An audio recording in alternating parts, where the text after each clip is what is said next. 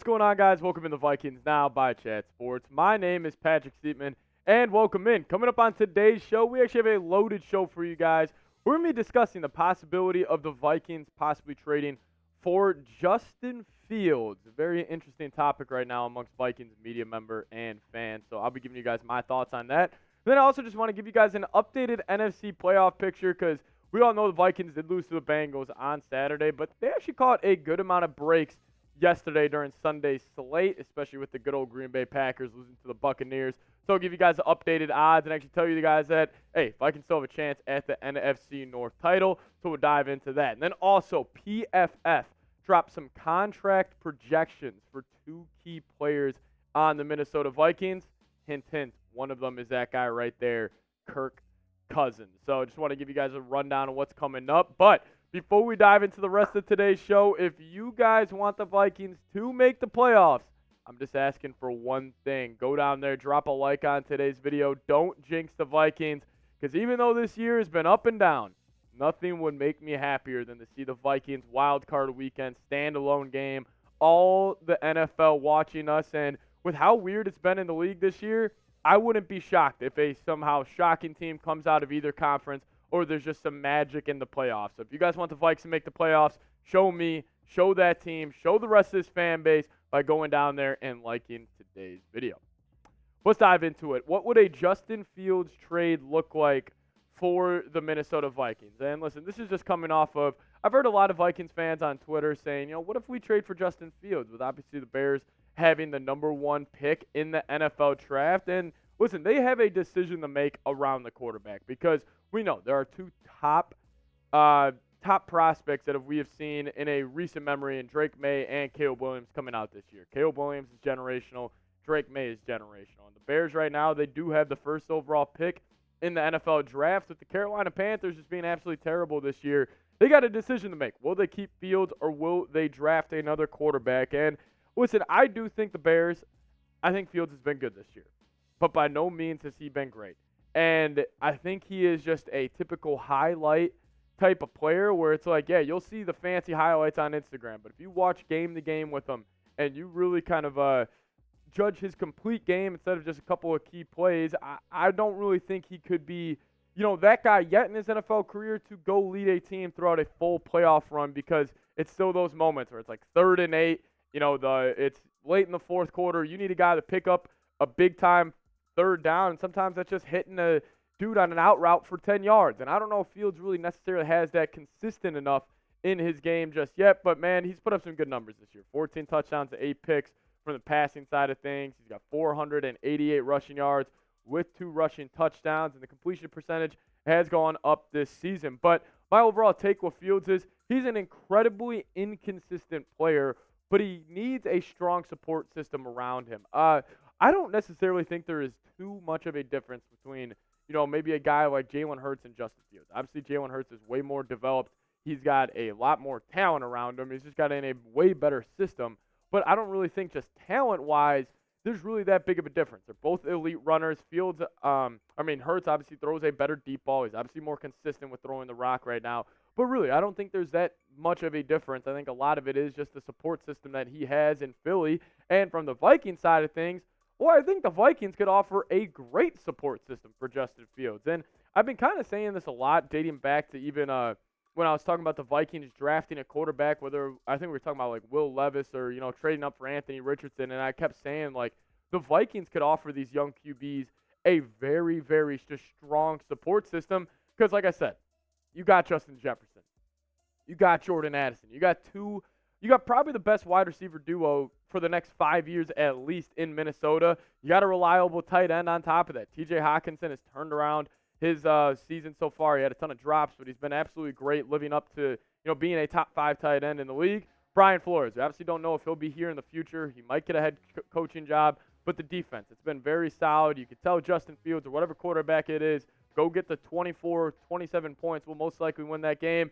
And I know a lot of people have been critical of Kevin O'Connell, and myself included. We were talking about him being on the hot seat on yesterday's show, but he is still, I believe, a good coach, and he's a young offensive-minded guy, and I just think having an offensive-minded head coach with a young, kind of developing quarterback just means a lot to their development. So, hey, Vikings, if you were to trade for Fields, I think it could end up working out. And I didn't even mention you got guys like Christian Darrisaw. You got a franchise left tackle. So, I don't know. Very interesting to see if the Vikings would ever pull a trigger on this or if the Bears would ever trade him in the division. But it's something to definitely keep your eyes on for. And honestly, it's something I may be interested in. But let me know, would you trade for Justin Fields? Give me a T for trade or give me a P for pass down in the comment section. It obviously depends on price.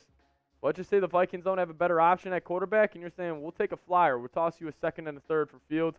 I might do it, but this will be the pinned comment on today's video, so give me a T for trade or give me a P for pass. I do want to dive into the NFC playoff picture because, hey, even though the Vikings lost, they're still sitting pretty at that 6th seed right now because they got a ton of help from teams like the Packers losing this weekend.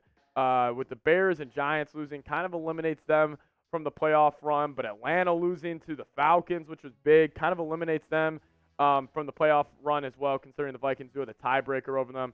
The Saints won, but again, the Vikings have the tiebreaker over them as well. And then Seattle's 6-7, but they're taking on Philly tonight. So honestly, the playoff picture you see right here, I think this is going to be the playoffs if it all goes smoothly. Obviously, the Vikings got to take care of biz, but right now, New York Times, they have the Vikings as a 55% chance to make the playoffs as it stands right now. But if they were to beat the Lions on Christmas Day, it goes all the way up to a 78% chance.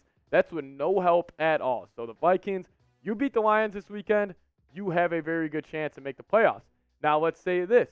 What if you say, oh, there's no way the Vikings can compete with the Lions? They just can't compete with them on the field. They're going to get blown out. Okay, I hear you. Let's just say the Vikings lose to the Lions twice, but beat the Packers.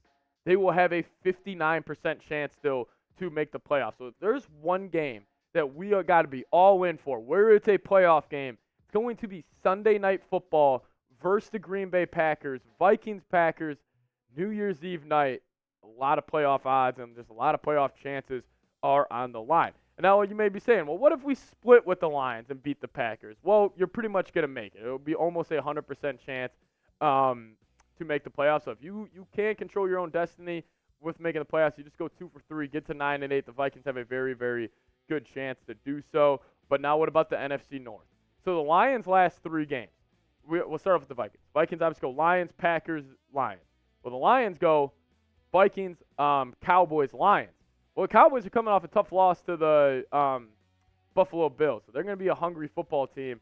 And maybe they're sitting there thinking, we just need to beat the crap out of Lions to get right. And they're going to be a hungry football team. And the Lions could lose that.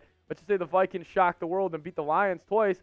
The NFC North is still ours. But I do think that's incredibly unlikely. Obviously, it would be the Vikings to win out and then the Lions to lose out. But, hey, I don't know. Those are the updated chances, though. I do think we're going to have a wild card game. Vikings probably going on the road. Hopefully it's in a place like Detroit rather than going to, San Fran, Philadelphia, or, Dallas. But those are updated chances for the Vikings. But I want to get you guys involved. What chance do you give the Vikings to make the playoffs? Right now, the New York Times playoff predictor does have it at 55%. But let me know, what percent chance do you give the Vikings to make the playoffs this season? Now, PFF dropped some contract projections for Kirk Cousins and Danielle Hunter, which we'll be getting into here in a second. So just stay around. And you guys are definitely going to want to see this because actually some favorable contracts for those two. But first, I do got to give a huge shout-out to today's sponsor, and that is Prize Picks. Prize Picks is daily fantasy sports, and it is made easy. All you got to do is pick 2 or more players. Then you're going to choose more or less on their projected stat types. You guys can create a lineup and start seeing the cash roll in today. But they do have a sweet deal. They're calling it Kick Miss at Prize Picks. And you can get $5 for every field goal in the Philadelphia Eagles Seattle Seahawks Monday night game. So, hey, you guys want to add a little more juice to this game, definitely get involved right now. If you guys have never gotten involved in on Prize Picks, I think this is your chance. This is definitely your chance. And if you place an entry with Jake Elliott or Jason Myers, you will qualify to get $5 for every field goal in the Philadelphia Eagles Seattle Seahawks Monday night football matchup. So make sure you guys do use that link, prizepicks.com/CLNS, and use that promo code CLNS for a first deposit match up to $100. I'll put that link for you guys in the comment section and description of today's show.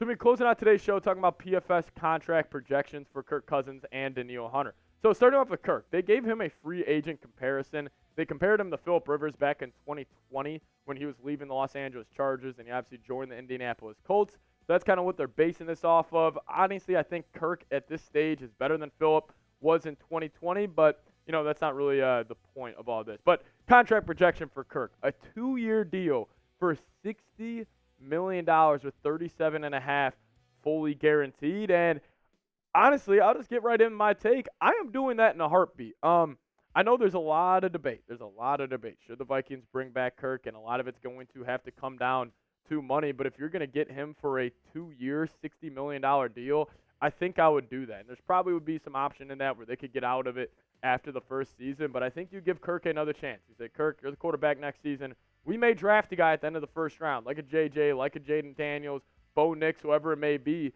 But Kirk, you will be the starting quarterback once you fully come back from that Achilles. And, I will tell you what, Kirk would be a perfect bridge quarterback for a young rookie QB. You just got to think about how intellectual Kirk is, how he prepares about the game, just how he handles himself. I think he would be a great role model for a young quarterback coming into the league. So if that's a deal that Kirk and his agent, or that they come to the Vikings and say, will you accept this deal? If I'm Kwesi, I'm saying yes in a heartbeat because we've also seen the difference, how bad this football team has been without Kirk on the offensive side of the field. And it just kind of irks me because I still get back to this point where it's like, I think the Vikings would have a chance this year. Number 8 didn't go down.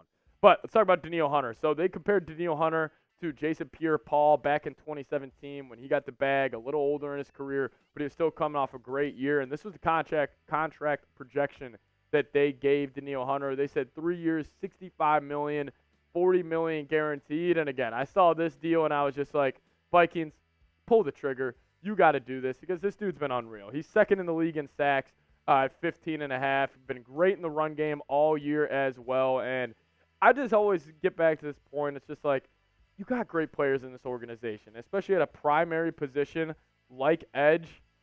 Just don't let him go. Just don't let him go. Whatever he wants, 3-year deal. I understand he's 29. He's had 2 pretty major surgeries, but he hasn't lost a beat at all this season. He's just a typical game wrecker. So I would bring back Danielle on that deal, no doubt, and I'm hoping the Vikings would too because 99 deserves to play his career out in Minnesota. I'll say that. I mean, he should be a Viking for life if they handle this correctly. But some other Vikings free agents that are out there. Obviously, you got Jordan Hicks, Marcus Davenport, DJ Wanham, KJ Osborne, Dalton Reisner.